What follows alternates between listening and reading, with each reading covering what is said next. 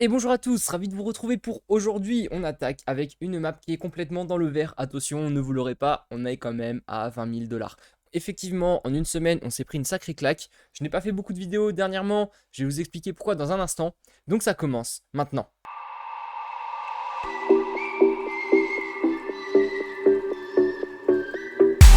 Avant d'aller plus loin, n'hésitez pas à vous abonner ou à lâcher un petit like ou un commentaire, ça me ferait extrêmement plaisir. Donc avant de commencer, bien sûr, je n'ai pas fait beaucoup de vidéos ces derniers temps parce que j'attendais d'avoir une résolution.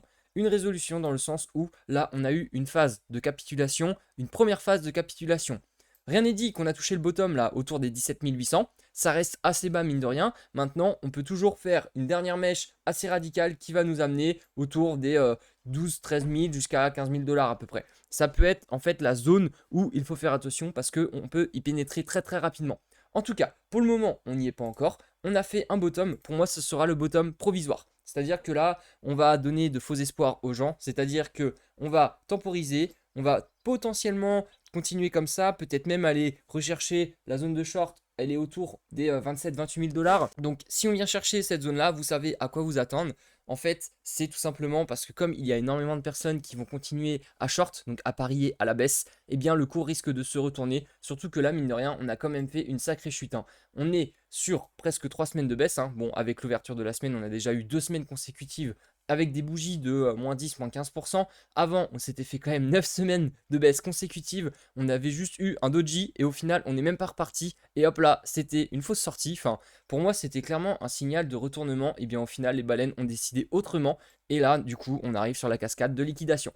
Évidemment, on a la cascade de liquidation. Pourquoi? Parce que comme les instituts avaient acheté autour des 30 000 dollars, il y en a qui commencent à capituler. Donc, ils commencent à vendre soit à perte, soit à vendre tout simplement parce que il y en a qui ont acheté plus bas et qui se disent, bon là, ça va continuer de chuter, donc il vaut mieux vendre maintenant, faire un peu de profit et racheter encore plus bas. Donc en plus de ça, il y a des gros fonds qui commencent à être chaud, chaud, chaud, hein. On va pas parler de micro-stratégie, etc. Enfin bon, vous connaissez déjà la musique. Donc pour le moment, c'est clair que là, on n'a peut-être pas touché le bottom final, mais on s'en rapproche. On a donc le MACD qui lui continue de chuter, hein.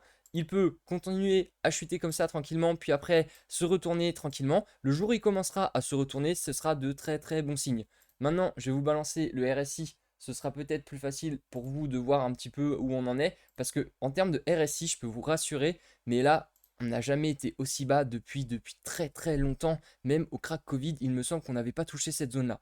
Ouais, même au crack Covid, on n'était pas à ce point-là. On est autour des 14 aujourd'hui. 14 en weekly, honnêtement, c'est vraiment historique. Moi, je me souviens pas l'avoir vu à 14, ou peut-être une ou deux fois vraiment qu'on avait eu vraiment une chute, mais au final, ça s'était réajusté, on était allé plus que 14.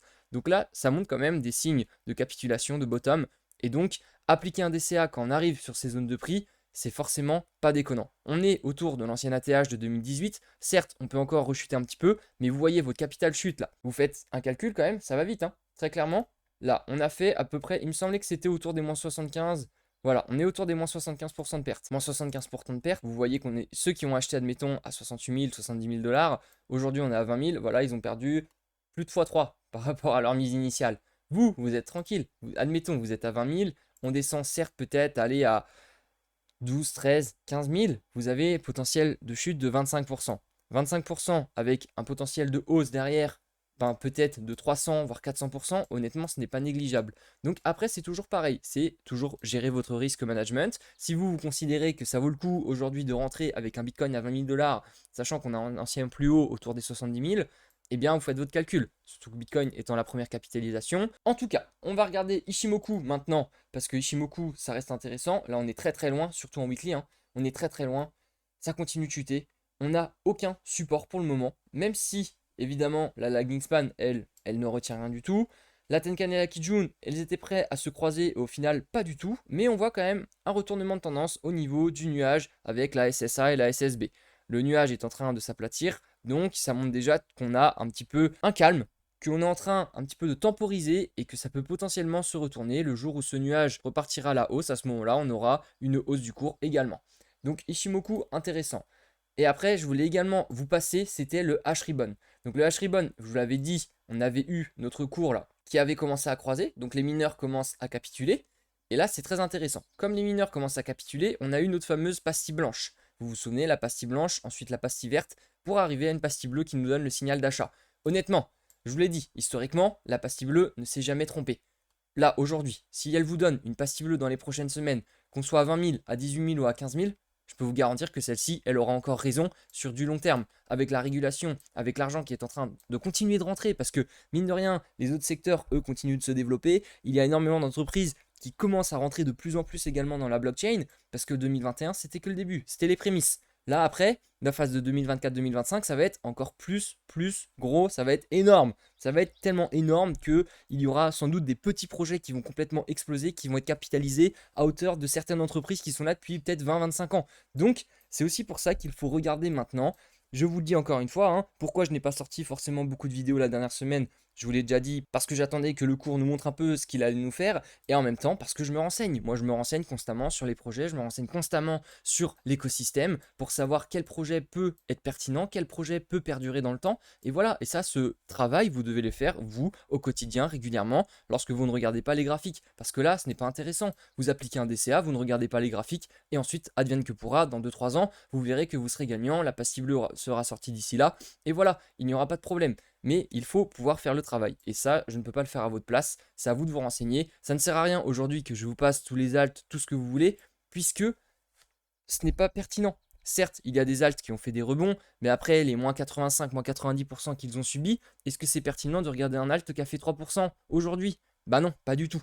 Ce qui est pertinent aujourd'hui, c'est de regarder le Bitcoin, parce que c'est lui qui drive le marché.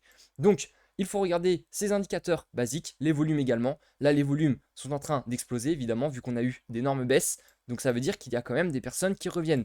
Des personnes, des baleines qui n'étaient pas là depuis quelques années quand même, hein, mine de rien, parce que je peux vous garantir que celles qui ont vendu ici, qui ont racheté là et qui recommencent à vendre, parce qu'il y en a effectivement qui sont quand même à perte, hein, il y en a qui ont perdu des millions de dollars. Mais bon, ils s'en sont sans doute fait d'autres millions à côté. Enfin bref, tout ça pour vous dire que là, on a des baleines qui affluent leur Bitcoin sur les plateformes. Tous les jours, je reçois des messages d'alerte qui me disent tout simplement qu'il y a des milliers de Bitcoins qui arrivent sur les plateformes pour être vendus. Donc si c'est pour être vendu, forcément, ça veut dire qu'il faut que le cours chute. Parce que c'est des personnes qui vont chercher à faire capituler les holders court terme. Donc ça veut dire les personnes qui pensent qu'ils vont résister et au final, eh bien, ils achètent et 2 semaines après, ils revendent parce qu'ils voient que le cours continue de chuter. Mais ces personnes-là sont faibles. Il ne faut pas être faible mentalement sur le marché. Donc, il faut rester fort, il faut appliquer son DCA, ne pas se perdre dans toutes les cryptos non plus, parce que vous allez sans doute acheter des trucs de merde qui vont servir à rien et qui vont se perdre dans le néant. Pour le moment, restez sur les gros market cap, hein, très clairement, moi c'est ce que je vous conseille pour le moment. Ensuite, vous attendez le H-Ribbon qu'il sorte, vous appliquez votre DCA dans cette zone de prix, et après, d'ici peut-être 6-7 mois, vous pourrez commencer à appliquer un DCA sur les alts. Mais pas avant. Pour le moment, je vais sans doute vous en passer après dans les prochaines semaines, dans les prochains mois, mais c'est tout simplement pour que vous puissiez augmenter votre réflexion et justement aller chercher sur ces projets pour que dans 6-8 mois, vous commenciez à faire votre DCA sur ces projets-là. On m'avait demandé il y a quelques semaines, est-ce que c'est le moment de faire un DCA? Je lui avais dit, je lui avais répondu, eh bien oui et non. Ça peut être intéressant, mais en même temps, pour moi, la chute n'est toujours pas terminée. Donc voilà, c'est clair et net, vous avez le résultat en face des yeux, j'avais raison. Donc, il faut encore attendre que ça temporise. Il faut appliquer un DCA sur Bitcoin et les grosses market cap. Donc, j'entends Ethereum, Bitcoin, hein, et après peut-être le BNB également qui est assez solide, hein, mine de rien. Donc, ces cryptos, il faut garder en tête. Et après, le reste, on verra plus tard. Pour le moment, ce n'est pas intéressant. Donc, je n'ai rien de plus à dire. Après, je pourrais vous passer effectivement le marché avec la market dominance, etc., qui est continue de chuter. Bah oui, puisque les alts ont repris un peu de pourcentage. On avait touché la zone des 50%. Je vous l'avais dit, on allait se faire rejeter. Eh bien, ça n'a pas loupé. On est en train de se faire rejeter. Maintenant, on va très probablement ranger entre les fameux 40% et 50% là sur les prochaines semaines. Après, étant donné que les alts prennent quand même beaucoup de baisse, en fait, tout va repartir dans Bitcoin. Donc, si ça se trouve, on va rester à cette zone de support à 45% et repartir à 50%. Et si ça se trouve, aller même au-delà. J'ai terminé pour aujourd'hui. J'espère que ça vous aura plu. Donc, n'hésitez pas à lâcher un petit like. Et je vous dis ciao, ciao!